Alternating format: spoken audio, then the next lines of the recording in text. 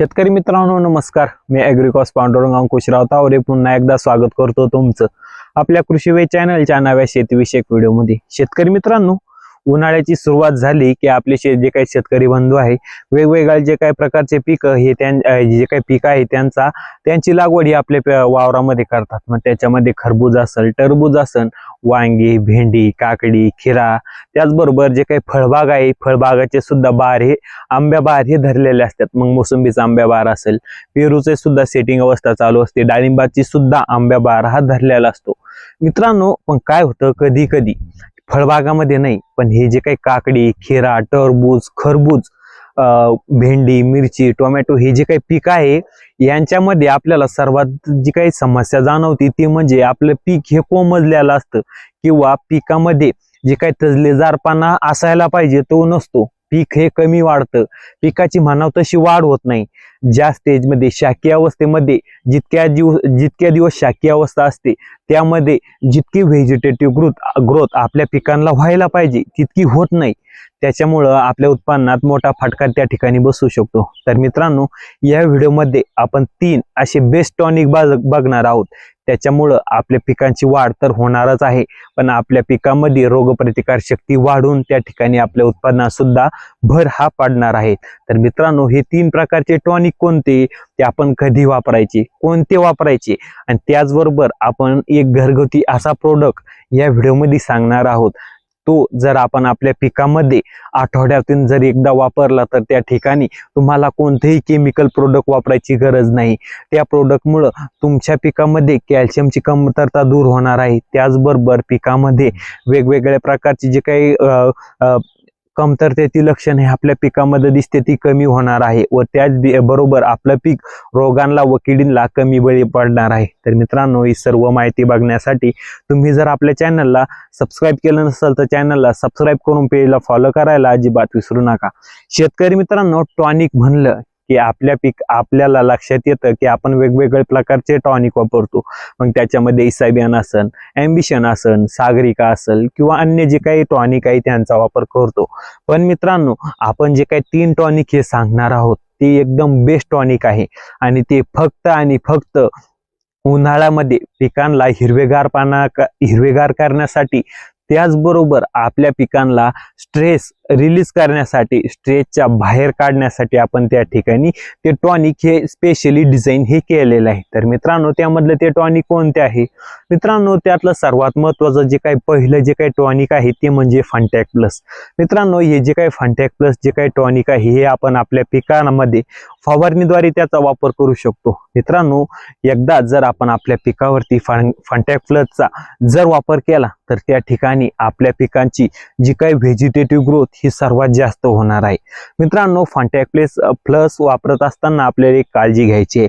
आपल्या पिकावर जर सुरुवातीला जे काही रोग, किडी किंवा व्हायरसचा जो काही प्रादुर्भाव आहे हा जर अगोदर असला तर त्या ठिकाणी तुम्ही फंटॅक प्लसचा वापर करू नका. कारण की आपण फंटॅक प्लस मारल्यानंतर आपल्या पिकाला जी काही नवीन पालवी येणार आहे त्या पालवीवर हे जे काही आपल्या पिकावर ऑलरेडी असणारे जे काही रोग, किडी व व्हायरसचा जो काही प्रादुर्भाव आहे हा सर्वात जास्त होऊन त्या ठिकाणी आपल्या पिकाला हा धोका निर्माण होऊ शकतो.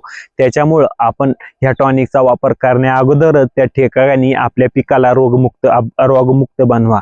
त्याचबरोबर मित्रांनो, हे जे काही फंटॅक प्लस आहे हे आपण 200 लिटर पाण्यासाठी 150 ml आपल्या पिकामध्ये वापरून फवारणी हे करू शकतो. तर मित्रांनो, आता दुसरं महत्त्वाचं प्रोडक्ट आहे ते म्हणजे अमायनो ॲसिड. मित्रांनो, तुम्ही आपल्या पिकामध्ये वेगवेगळ्या प्रकारचे प्रोडक्ट वापरता त्यामध्ये अमायनो ॲसिड हे ऍड केलेलं असतं. पण मित्रांनो, आपण या व्हिडिओमध्ये 2 प्रकारचे अमायनो ॲसिड बघणार आहोत. पहिलं म्हणजे पावडर फॉर्म मधलं आणि दुसरं म्हणजे लिक्विड फॉर्म मधलं.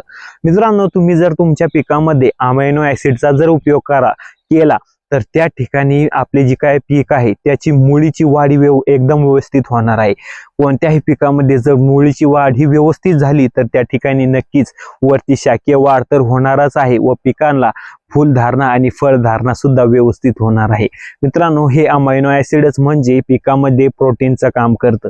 तर मित्रांनो, त्यामध्ये जर तुम्ही तुमच्या पिकामध्ये जर पावडर फॉर्म मधलं जे काही अमायनो ऍसिड आहे त्यामध्ये सुद्धा 40% आणि 80% या दोन स्वरूपातील जर अमायनो ऍसिड वापरत असाल, तर त्यामध्ये तुम्ही जर 40% वालं अमायनो ऍसिड वापरत असाल तर तुम्ही एकरी 1 किलो वापरा, आणि 80% जर वापरत असाल तर त्या ठिकाणी तुम्ही एकरी 500 ग्रॅम त्या ठिकाणी वापरू शकता.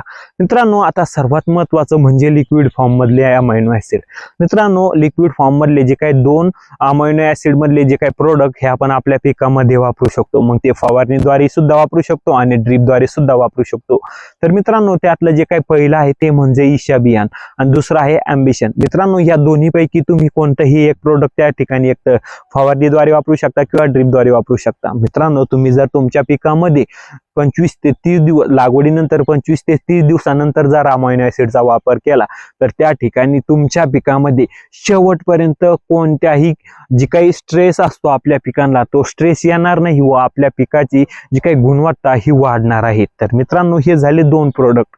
तर तिसरं प्रोडक्ट हे कोणतं आहे?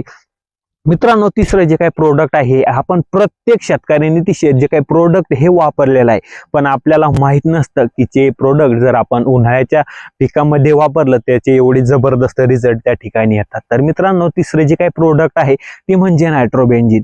मित्रांनो, हे जे काही नायट्रोबेन्झिन आहे हे सुद्धा तुम्ही तुमच्या पिकामध्ये फवारणीद्वारे किंवा ड्रीपद्वारे त्या ठिकाणी वापरू शकता. मित्रांनो, शक्यतो नायट्रोबेन्झिन ड्रीपद्वारे न देता तुम्ही फवारणीद्वारेच वापरा. तुमच्या पिकामधला जो काही ट्रेस आहे तो 100% निघून जाणार आहे व आपल्या पिकांची जी काही शाकीय वाढ ही होणार आहे व पिकाच्या सुरुवातीच्या स्टेजमध्ये जी काही शाकीय वाढ ही झालेली आहे त्या शाकीय वाढ नंतर पुढे जाऊन त्याला जे काही कळी किंवा फळं हे लागणार आहे ते एकदम उत्तम क्वालिटीचे लागून आपल्या पिकाची गुणवत्ता वाढून त्या ठिकाणी आपल्या उत्पादनात ही वाढ होणार आहे. तर मित्रांनो, हे झाले आपण बघितलेले 3 केमिकल.